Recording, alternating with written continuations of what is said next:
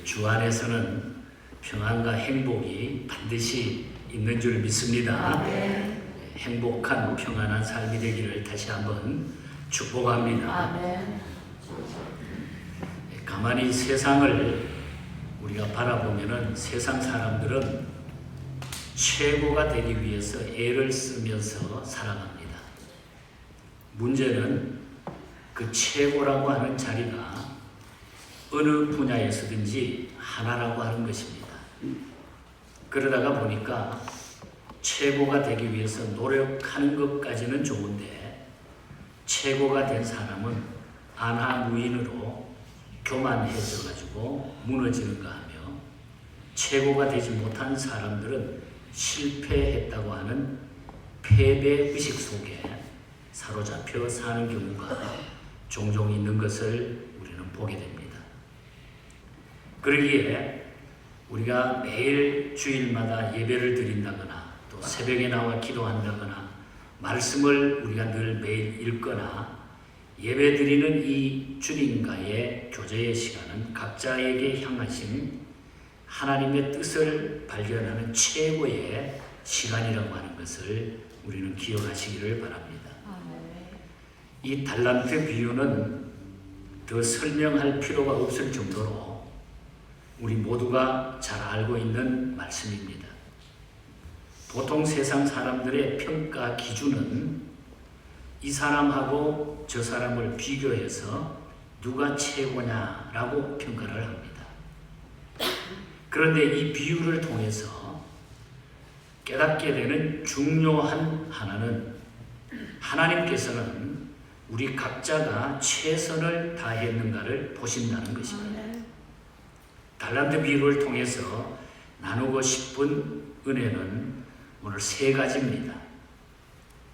바로 이 세 가지 말씀은 바로 나를 건강하게 하고 교회를 건강하게 하고 가정을 건강하게 하는, 다시 말하면 바른 그리스도인의 삶의 가이드라인이 된다고 하는 것입니다.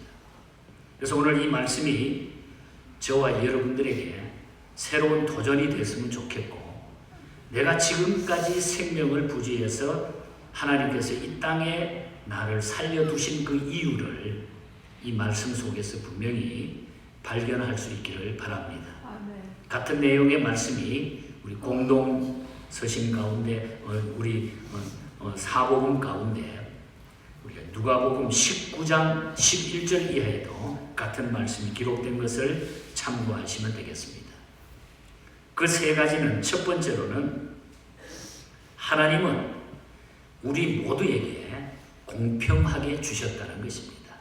우리 모두에게 하나님은 아주 공평하게 주셨다는 거예요. 한 주인에게 3명의 종이 있었는데 그는 멀리 다른 나라로 떠나게 됩니다. 주인은 종들을 불러서 한 사람에게는 금 5달란트, 다른 한 사람에게는 금 2달란트, 그리고 세 번째 사람에게는 금 1달란트를 맡겼습니다. 이것을 이렇게 보면 돈의 액수로만 생각한다면 아주 불공평해 보인다는 얘기죠. 누구는 요즘으로 말하면 5만 불 주고, 누구는 2만 불 주고, 누구는 1만 불 주고, 당연히 불공평하다고 말할 수 있습니다. 그러나 15절 말씀에 보면은 각각 그 재능대로라는 말에 우리가 주목을 해야 됩니다. 각각 그 재능대로, 각자의 재능대로 각자의 능력에 맞게 나누어졌다는 거죠. 주인이. 여기서 이 달란트라고 하는 말은 단순히 돈만 의미하는 게 아닙니다. 우리가 달란트는 영어의 탤런트라고 하는 단어에서 나왔는데 재능 혹은 은사라고 하는 그런 뜻입니다. 즉 하나님이 각 사람의 인생에게 허락하신 시간, 물질, 재능, 건강, 지위, 직분, 은사 등이 바로 이 달란트에 해당된다고 하는 것입니다. 사람마다 재능도 은사도 다르지만은 무엇이 더 귀하고 더 천하다고 할 수 있겠습니까? 다 귀한 거죠.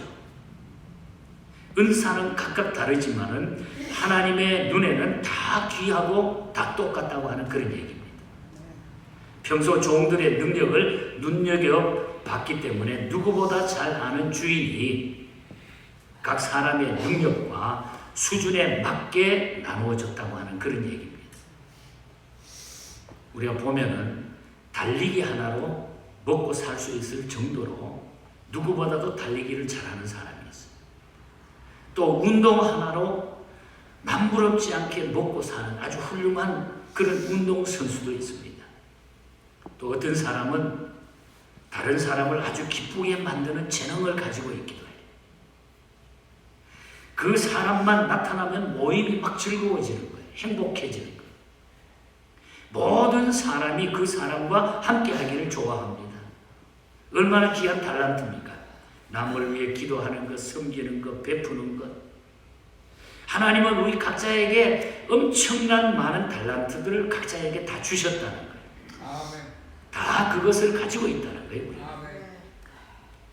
교회 안에서 목회하면서 여러 사람을 만나면서 살펴보면은 이 세상에 달란트가 없는 사람은 하나도 없다고 하는 것입니다. 아멘. 하나도 없다고 하는 거예요.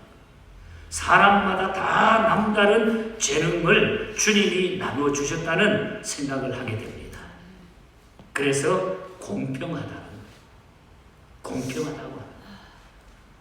하나님이 여러분에게 어떤 달란트를 주신 것 같습니까? 한번 생각해 보세요. 하나님이 나에게 어떤 것을 주셨을까? 한번 생각해 보세요. 이 시간에. 지금까지 혹시 다른 사람에게 주신 달란트와 내 것을 비교하면서 내 달란트를 하찮게 생각하고 땅에 묻어주지는 않았습니까? 주님이 여러분의 눈을 이 시간에 열어서 각자의 재능대로 주신 달란트를 발견하게 되기를 축복합니다. 그것이 되게 중요합니다. 우리가 인생을 살면서 하나님이 나에게 주신 달란트가 무엇인가? 우리 모두 공평하게 주셨는데 그것을 내가 빨리 아는 사람이 행복한 사람이에요. 그래야 우리는 바로 살 수가 있고 기쁘게 살 수가 있고 평안하게 살 수가 있다는 거예요. 그래 이 시간에 먼저 첫 번째 문제는 건강하게 되는 비결은 달란트를 발견하는 거예요. 두 번째로는 그래서 받은 달란트는 주님의 뜻대로 우리가 선용해야 된다. 하나님이 우리에게 나누어 주신, 주님이 우리에게 나누어 주신 이 달란트는 주님의 뜻대로 선하게 사용해야 된다. 그 말이에요. 주인이 종들에게 달란트를 맡길 때는 무슨 뜻이 있었을까요? 잘 활용하라고 하는 뜻이 아니겠습니까? 달란트 가지고 주님 뜻대로 살라고 하는 그런 말입니다. 본문의 주인은 예수님이고 종들은 우리를 말하고 있는 거예요. 그가 주신 시간, 재능 그리고 은사를 가지고 우리가 어떻게 인생을 살고 있는지 주님은 그것을 주목하고 계신다는 거죠. 내가 나누어줬는데 너희들이 그것 가지고 어떻게 사느냐? 우리 주님은 늘 우리에게 주목하고 계신다는 거예요. 5달란트 받은 종은 바로 가서 장사하여 2배로 또 5달란트를 남겼다고 했어요. 2달란트 받은 자도 2달란트를 남겼다고 했습니다. 오랜 후에 주인이 돌아왔습니다. 그리고 결산합니다.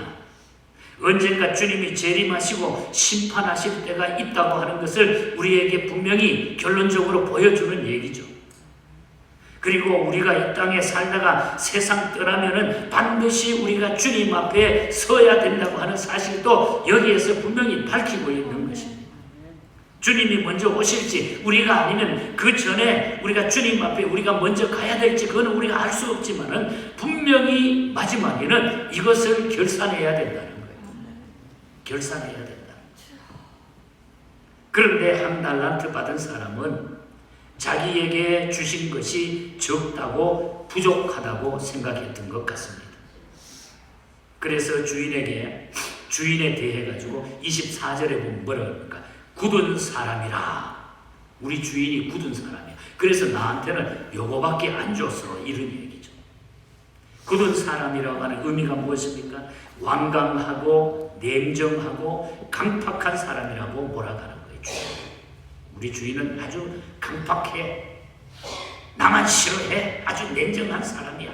이렇게 몰아가고 있는 거예요. 나에게 조금 주고서 무슨 이윤을 남기라는 것이냐고 하면서 원망하는 마음이 이 한 달란트 받은 자에게는 있었다는, 다른 사람과 비교해서 그렇게 되는 겁니다. 왜 우리의 마음이 그렇게 되느냐? 다른 사람하고 비교할 때에 그렇게 되는 거예요.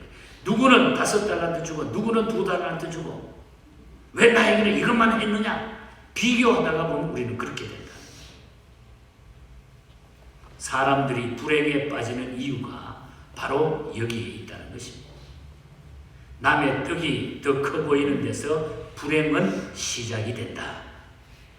그래서 부러워하여지면 지는 거다라고 하는 말이 거기에서 생긴 것입니다. 하나님이 내게 주신 것에 감사하고 최선을 다하면 되는데 다른 사람과 비교해서 자기의 재능을 소홀히 여기거나 썩힌 것이라고 하는 그런 얘기입니다. 이런 유의 사람들이 흔히 하는 말이 있습니다. 주인이 나를 무시한다. 주인이 나를 소홀히 한다.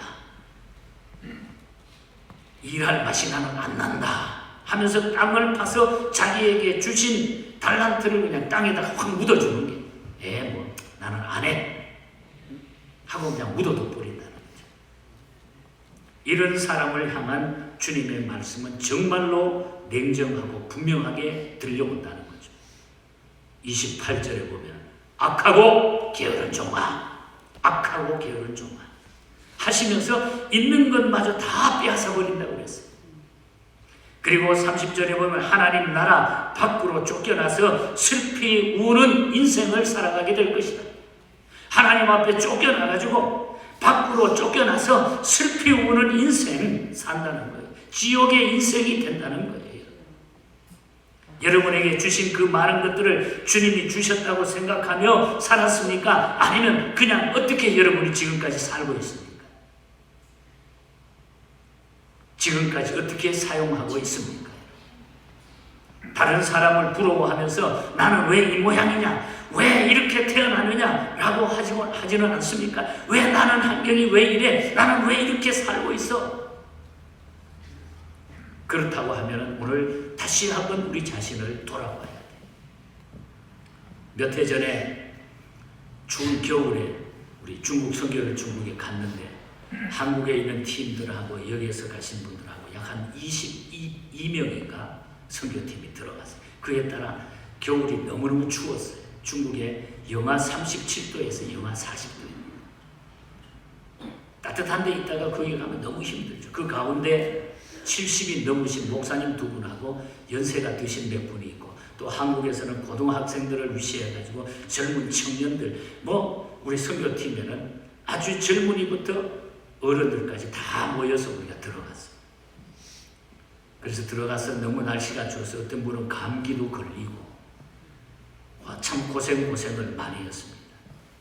그래서 한 2주 동안 우리가 활동하는 일주일은 우리 신학교에서 강의하고 가르치는 일을 하고 또 한 주간은 쭉 교회를 방문하면서 또 찬양 집회를 하게 되는데 정말 그때 제가 그 모습을 바라보면서 얼마나 열심히들 하는지 몰라요.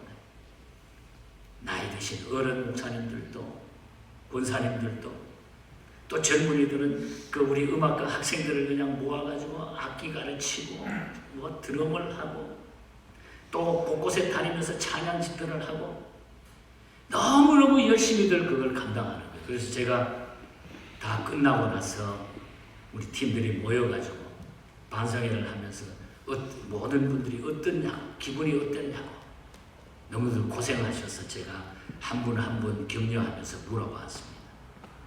그래서 내가 목사님들 보고 아니 감기도 드시고 오셔가지고 연로하신데 얼마나 고생하셨습니까? 이렇게 인사를 힘들었죠. 인사를 나누더니 오히려 그분들이 저를 보고 목사님 오히려 목사님 많이 힘드셨죠. 좋은 일 하게 해주셔서 너무너무 감사하고 좋은 일 하게 해주셔서 감사하고 하나님께 영광이 돼서 정말 보람있고 좋았습니다. 또 젊은이들은 목사님이 이렇게 해본 적이 처음이에요. 저희들 너무너무 감사해요. 막 서로들 막 힘이 되는 이야기를 막 나누는 거예요. 힘들었다고 다시는 안 오겠다고 하는 이런 말을 할 줄 알았는데 그런 말이 아니라 전혀 없어요. 다음에 또 오게 해주시면 좋겠어요. 이렇게 이야기를. 그러나 가만히 생각해 보면 왜 힘 안 들었겠습니까? 왜 힘이 안 들었겠습니까? 젊은 나이도 아니고 나이 드신 어른들이 감기 들어가면서 여러분, 주님이 주신 달란트를 다른 사람에게 복음을 전하고 봉사하는 데 사용했으니 가슴 뿌듯하고 보람이 넘쳤던 그런 순간들이었어요. 이것이 바로 오늘 21절 주님의 즐거움에 참여하는 것이 아니겠는가, 그런 생각을 하면서 설교를 준비해봤습니다.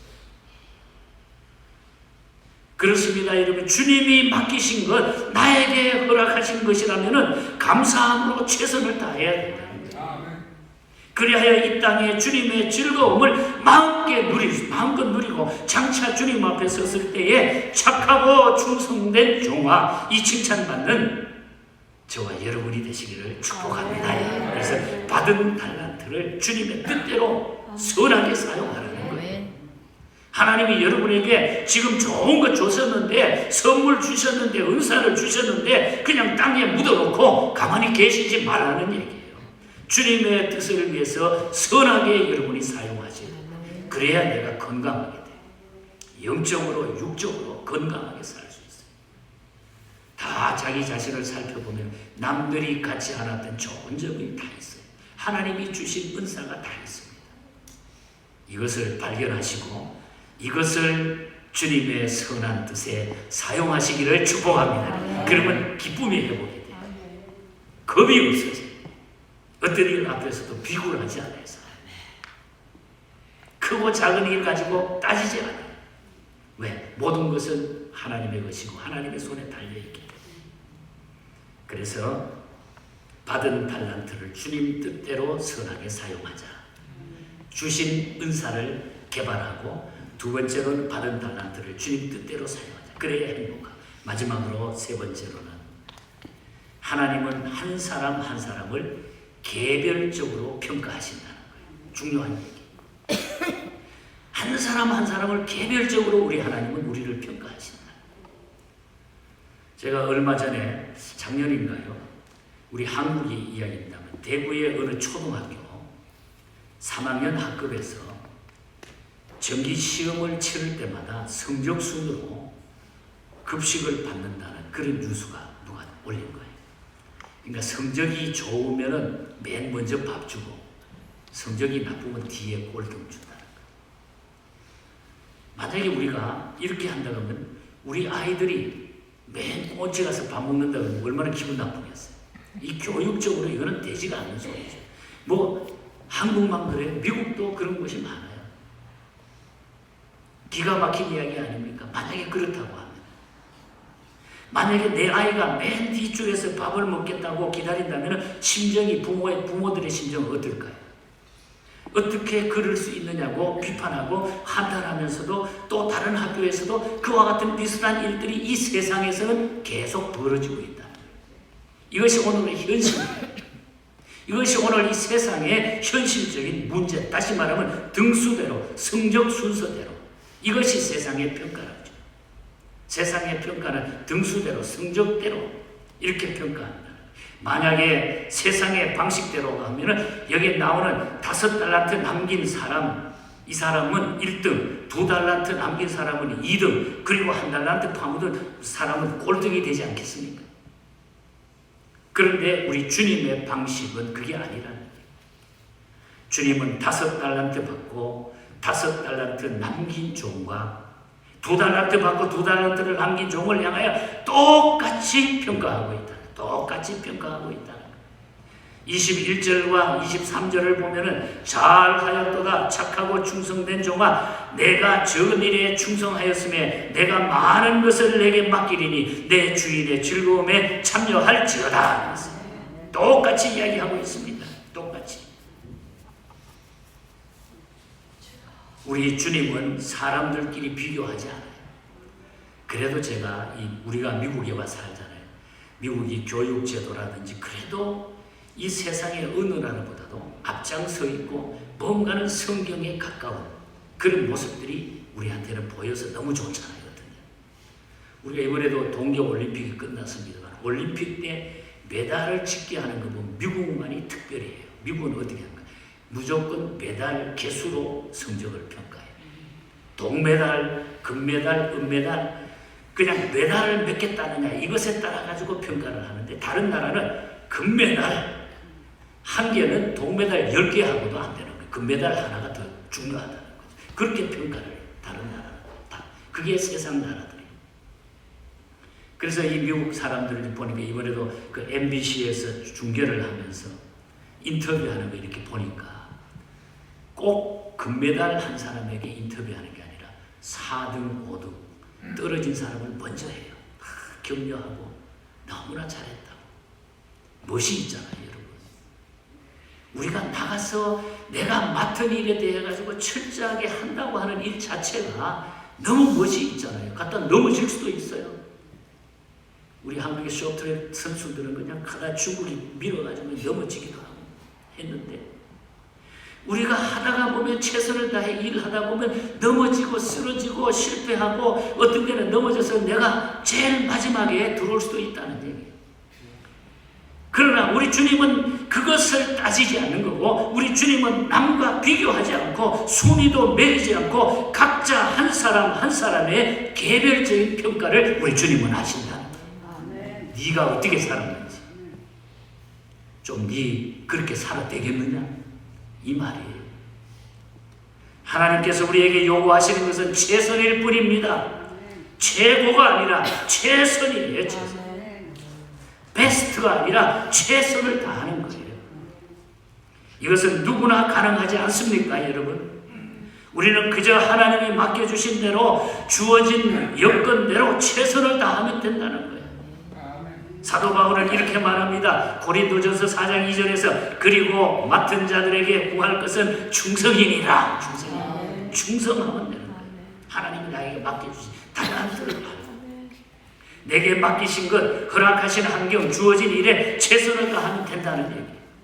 다른 사람과 비교하면서 자신의 처지를 원망하지 말고 감사하면서 최선을 다하시기를 바랍니다. 여러분.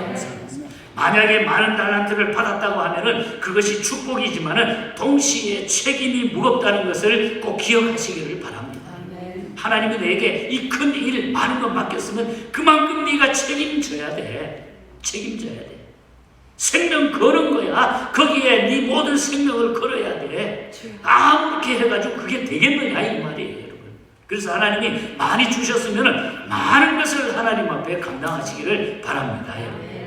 누가복음 말씀을 기억하십시다. 누가복음 12장 48절에 보면은 무릇 많이 받은 자에게는 많이 요구할 것이요 많이 받은 자에게 맡은 자에게는 많이 달라 할 것이니라. 많이 받으셨습니까, 여러분? 달란트와 2달란트를 받은 종처럼 여러분 5달란트 받은 자와 2달란트 받은 종처럼 주님 앞에 많이 내어놓아야 될 것입니다. 여러분 많이 받았습니다. 이 비유의 말씀에 세 종류의 종이 나오지만 세 사람의 종이 나왔지만 결국은 이 말은 두 부류의 신자가 있다고 하는 거예요.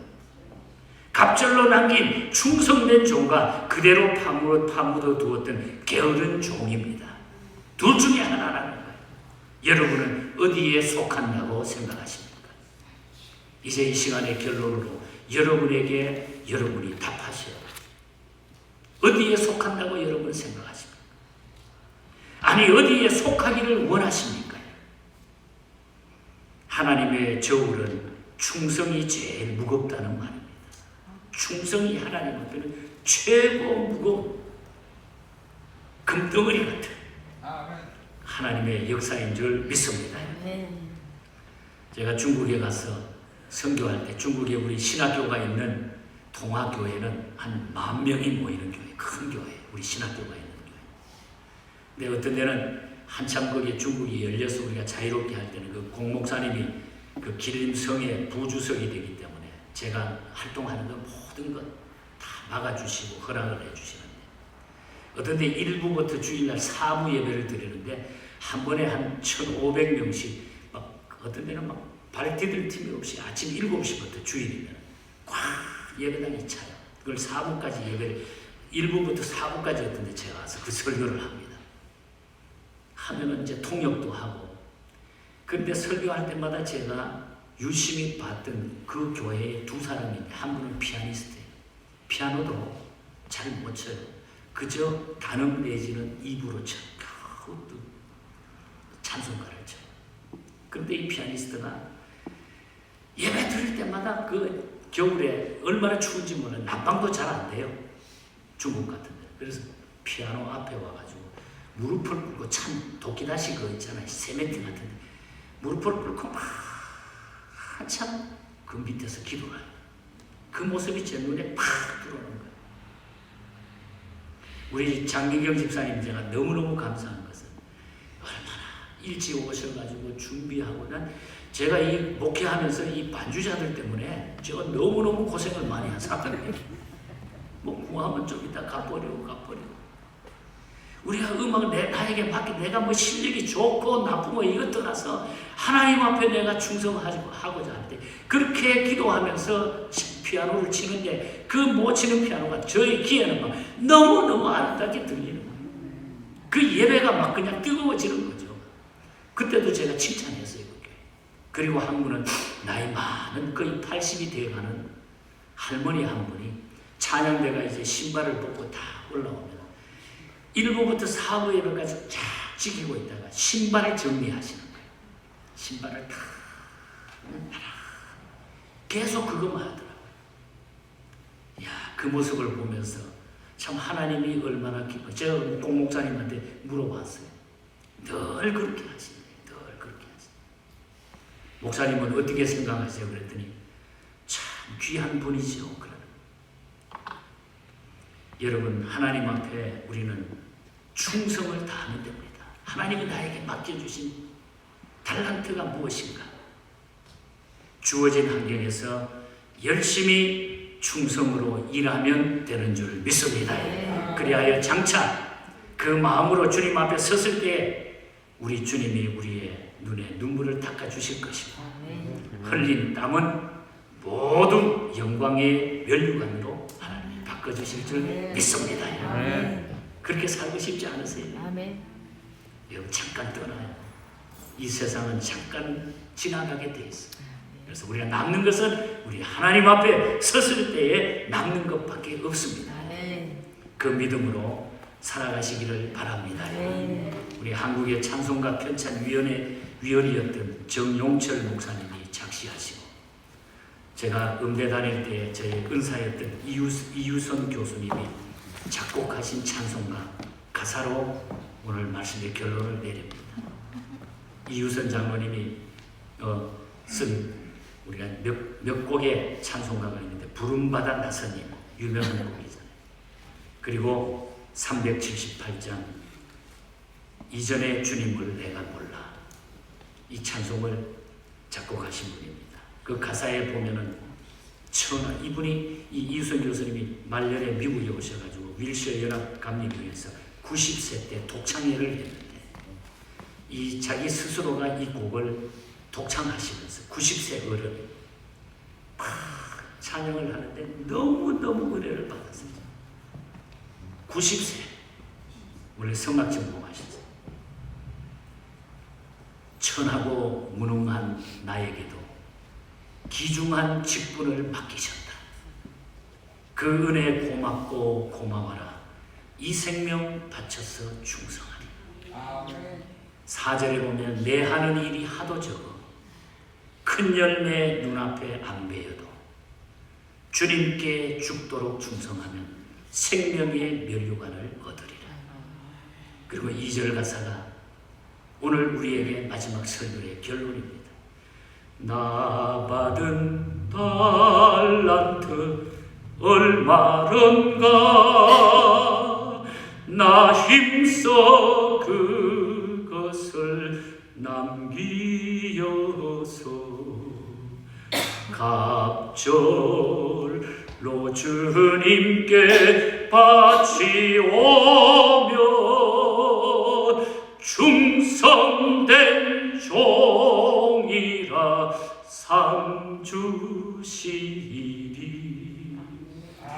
충성된 종이라 상 주시리.